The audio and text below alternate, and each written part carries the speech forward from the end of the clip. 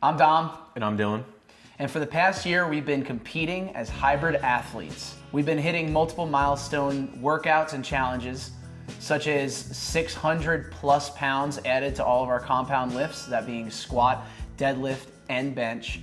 And not only that, but we've also started running a lot more.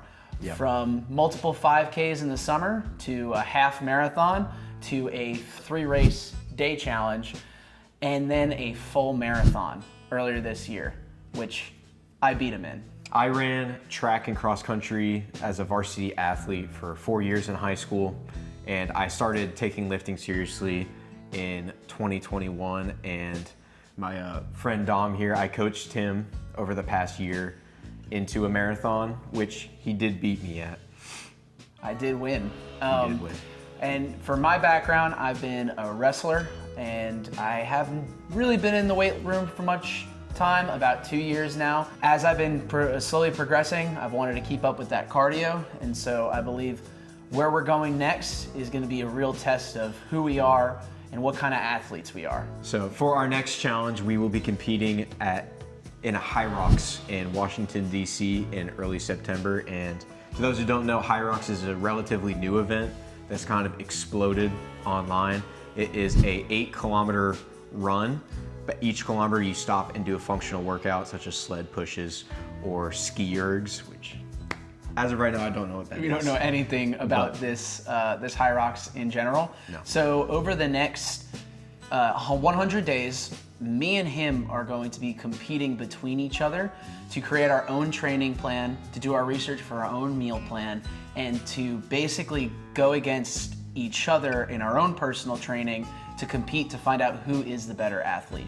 Within that time frame, we'll have a few milestone events to get through, such as a 5K in late June. We'll have a 10K in mid-July, and then a Spartan 5K in August 1st. And I'm really excited for the Spartan 5K. And then finally, the big one is HYROX DC, and that will be in September. So we'll have exactly 30 days from our last milestone event into our actual big race that we're going to be taking it up. Now, along with that, we have a few very short rules lists that we want to go over with you guys now, so you know what we're going to be doing and how we're going to be competing going forward. So our rules will be that we cannot hire a coach, at least not a long-term coach.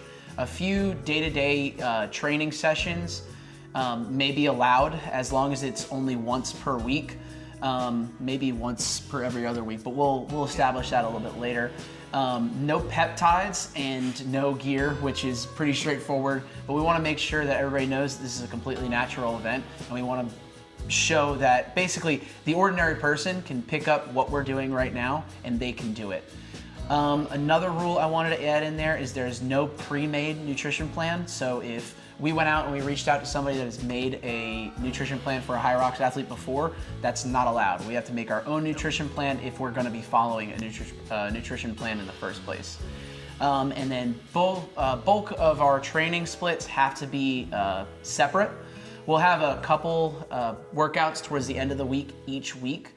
And then ultimately what I want to do is I want to build a training plan over this next 100 days for you, our viewer, to be able to look at, read over, and hopefully do your own HYROX. Over the next 100 days, we will be vlogging and doing 90 to 95% of our training separate, completely independent of each other. We're not really going to talk about our race strategy or our training strategy for that matter. Everything is going to be separate, and it'll be interesting, I hope, for the viewers to compare the two of our strategies and maybe learn what you would want to do and what would be effective going into a HYROX prep. And it's going to be a hot 100 days. We're talking 100-degree days in the South. It is going to take some serious training and prep to figure out how we're going to start essentially what is a running prep, spoiler alert, during the peak summer season. The winner of this event sets not only who is the superior athlete, but it sets the tone for future events. Because up until now, we've been training together. So us verging away from each other is really gonna put to the test who wants it more, who is willing to do more and train more to get the better time and beat the other person. I don't know about you, but I am all in to get a really fast result and to absolutely mop the floor with you if you do not take this seriously. Yeah. Well, my goal is to not only beat you and beat you to a pulp, but the truth is I want to hit a sub 1 hour solo HYROX, which I know is a really difficult thing to do, and I want to show that over these next 100 days that I can learn, teach myself, and get to that point where we can be elite athletes starting from basically nothing. And I mean, you're gonna lose, being quite frank. If you say so. Usually, to be competitive in an event, you have to prior race to it. Like, you can't be a competitive 5K runner and not run a 5K. So we're really hoping we can learn from other people online to learn and make up for their mistakes when they did their first HYROX.